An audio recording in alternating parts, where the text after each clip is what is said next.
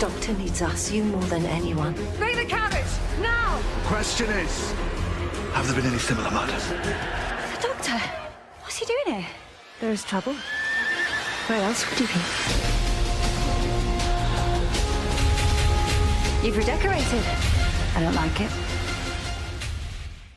Hi everyone, Tyler's going on through here, and today I'm finally going to be reviewing the first episode of Series 8, which is titled Deep Breath.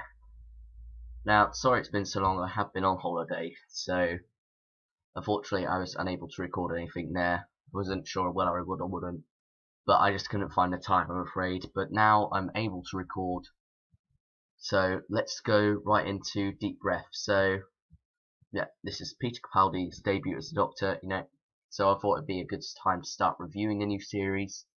My thoughts on the new series overall is that it's kind of up and down. I prefer the classics, to be honest. But, it does. The new series does have its fair share of good episodes, like The Empty Child / Doctor Dances, and The Impossible Planet / Satan Pit. That's another good one. It's got quite a lot of good ones, but unfortunately it does have its fair share of bad ones. And of course the new series is a bit more arc oriented, and you've got all these mystery companion things and whatnot, and unfortunately that's not really to my taste too much. I think during RTD's run, Russell T Davies's, it was quite good. That was the run I started with. I started with the Ninth Doctor, then worked my way back into the classics. And, I think that was solid enough. I mean, it did have quite a lot of flaws, but it's enjoyable and solid nonetheless. And then when you get into Stephen Moffat's, it goes downhill quite badly, unfortunately. Series 5 is great and solid. It's potentially one of the best series of the 2005 reboot.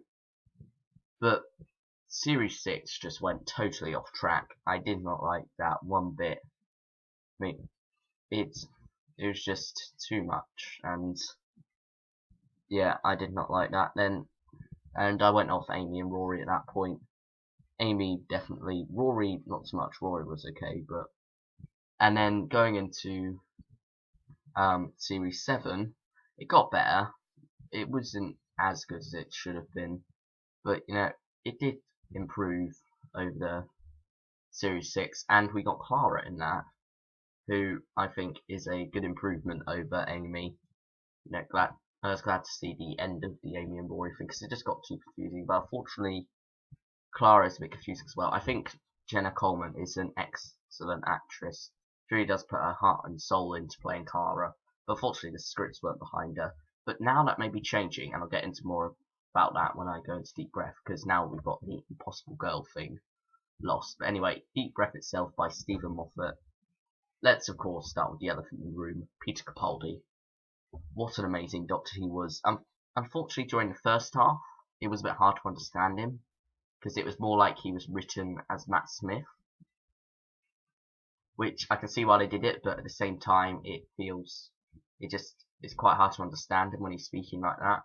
But during the second half, when he's actually speaking lines written for him himself, it does improve a great deal, and you can tell that it's incredible. Peter Capaldi is great as the Doctor. He goes more onto that Tom Baker, John Pertwee, and to an extent William Hartnell, and definitely Christopher Eccleston. I like that kind of Doctor, the much more spiky edged Doctor, and I prefer that kind of Doctor, to be honest. Patrick Troughton may be my favourite Doctor, and he's not really like that, but to be honest, I prefer this kind of Doctor overall, just as an overall sense. So these types of Doctors are often much better than the others, and Peter Capaldi definitely has that going for him. And you can tell he's a fan, you can tell he's invested in his performance. And sorry about that noise. And it's all very good, I think. So now moving on to Jenna Coleman as Clara. I don't know why I forgot her name just then. But yeah, I think you can see some character development going quite strongly in this episode. This is more her episode than the Doctor's, and you kind of like got a parallel running here with her and kind of like the fans, I guess, kind of like the new fans who find it hard to accept an older Doctor. So I guess that's good, but unfortunately that's the flaw of the writing of the episode, as it's more an episode to say get over Matt Smith in a lot of ways, which it shouldn't be. It should more be saying hello Peter Capaldi rather than saying get over Matt Smith. You know, I think that's the problem. It feels a lot like a Matt Smith kind of story, and I know that was intentional. Stephen Moffat did say he was aiming at the more robot kind of story, where in John Pertwee's, it's a John Pertwee story with the 4th Doctor, whereas this is a 11th Doctor story with the 12th Doctor.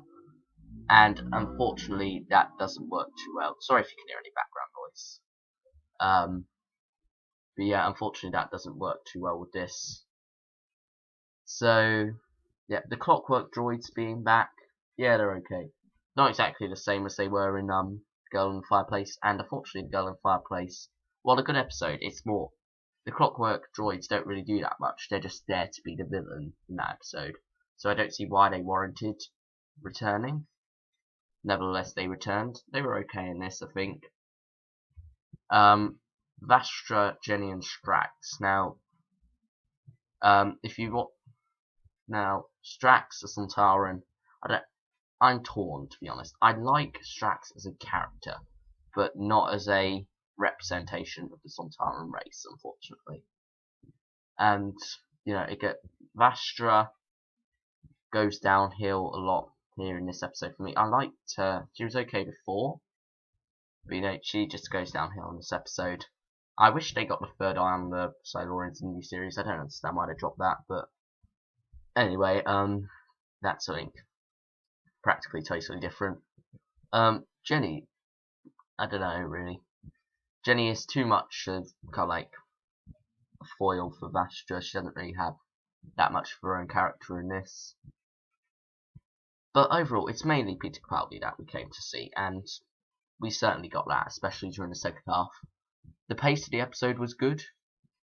You know, it was 75 minutes, but it didn't feel like that for some reason. It felt much shorter. So yeah, it's got that going for it. And then we had that ending. Another arc type thing. I'm glad that they picked up on the woman in the shop thing, because that was practically a throwaway line in the Bells of St. John. But here, then we got kind of like the Missy thing in heaven and whatnot. And it just threw off the entire tone of the episode. It felt too fantasy and whatnot. And I don't know, it just didn't really feel like this bold new era of Doctor Who that we were promised. It felt too much like something you'd see in Matt Smith's run. The whole boyfriend thing was unnecessary. And while I think it's Michelle Gomez, yeah, I think her performance of it was good, and she is of course going to be playing a big role in the finale. I think other than that, it just didn't really have too much going for it, that scene, and it doesn't really have me that much enthusiastic for finale and the overarching plot of this series. Hopefully it is just this series. Hopefully the series is self-contained enough, rather than having the arc span all over Peter Capaldi's era like it did for Matt Smith's. But yeah, anyway, that's that, I guess. So thanks for watching, everyone, and next week is Into the Dalek, which I'm quite looking forward to be honest. You know, Daleks, we've had quite a lot of them recently, unfortunately. But you know, since it's the beginning, the proper beginning of Peter Capaldi's run, because you know we're moving away from that Matt Smith type story, and this is the full-on Peter Capaldi story, like the Ark in Space, I guess. And to be honest, it looks good from the trailer and all the clips at the moment. It does look like a good episode and an interesting idea.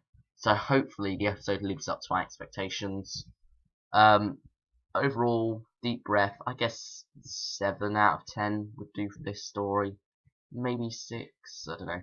It did leave me a bit cold though, unfortunately. But anyway, deep breath, 7 out of 10. Thanks for watching, everyone. And I'll see you all next time. Bye, everyone.